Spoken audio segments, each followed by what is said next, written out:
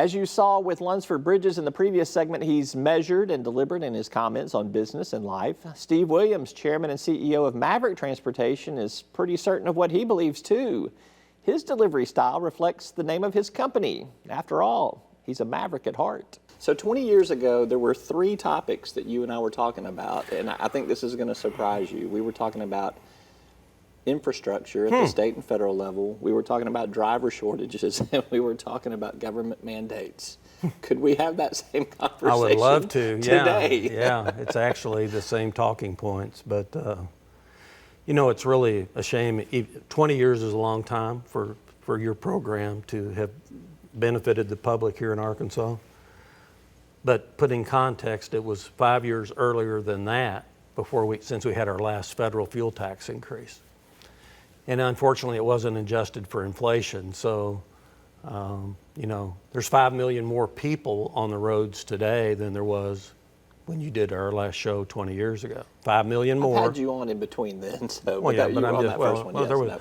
But the point being is that it was a crisis 20 years ago, and it's magnified today by the increase in population and the fact that we as a nation have failed to invest in infrastructure, and Democrats and Republicans, and hell, I even made a movie about it. I made a full-length documentary about it a couple of years ago about Be Prepared to Stop.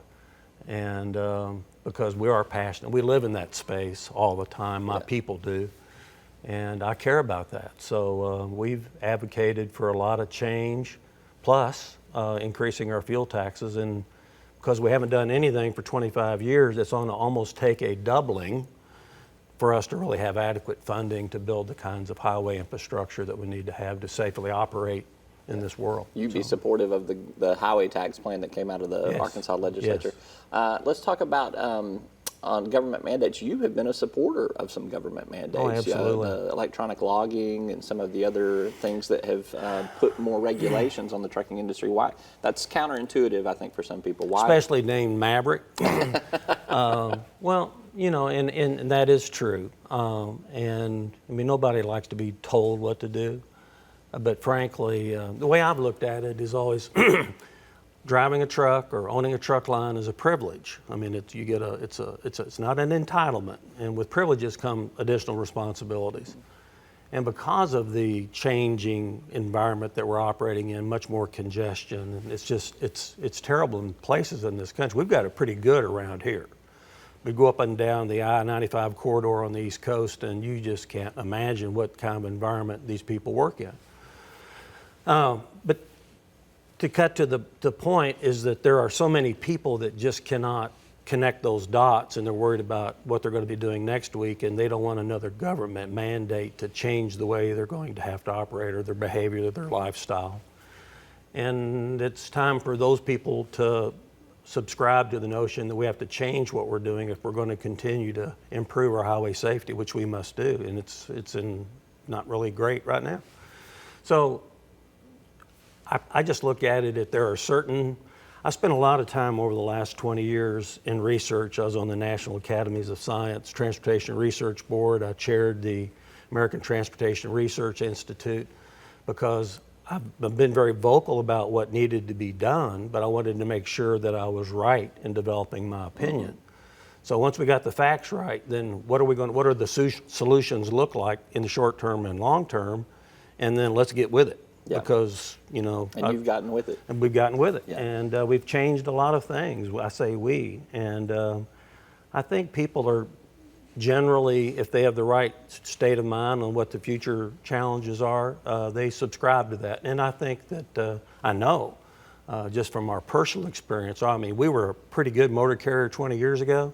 We're a much better motor carrier today, much safer, because we've invested in a lot of those things that I think should be mandated, like collision avoidance and a lot of these other technologies that we've helped beta test.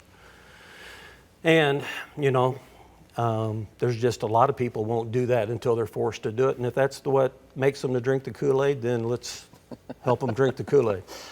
We've talked driver shortages 20 years ago. Driver shortages are still a big issue today, but we also have this autonomous driver situation here. Are you worried about the future of trucking as it relates to autonomous driving?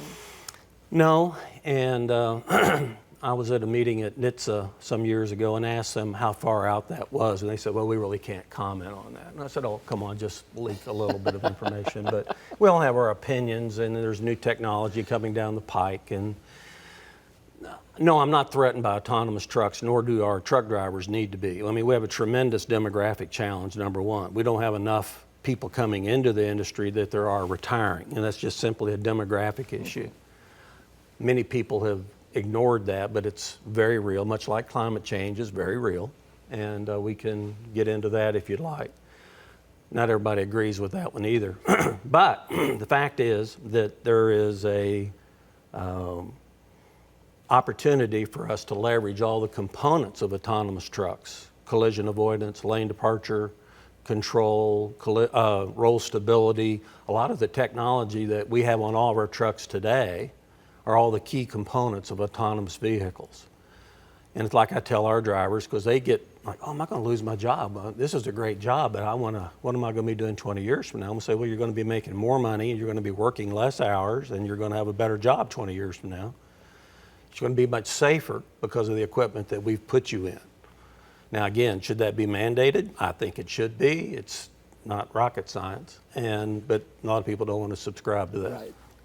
Interesting. All right. Best business advice you have ever given or received in your career? Sheridan Garrison. Okay. One of the greats, American The greats. Freightways. I had the good fortune here in Arkansas of having personal relationships with Mr. Hunt, Sheridan Garrison, Robert Young. Some legends. Some legends in Yeah. the industry across the country, not only here in Arkansas. I was in a meeting with Sheridan one day in Washington, and he made some very passionate statement to the board.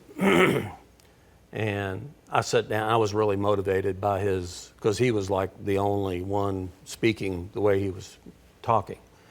And he leaned over and he tapped me on the hand. He goes, Stevie, he says, sometimes you have to be a majority of one. That's Steve Williams, Chairman and CEO of Maverick Transportation. Many thanks to him and Lunsford Bridges for being with us since the very beginning. We don't have video from that episode, that very first episode, but we do have video from a project during our first year on TV. A thinner, less gray in the temples, goofy glasses kid will join us right after this word from our sponsors.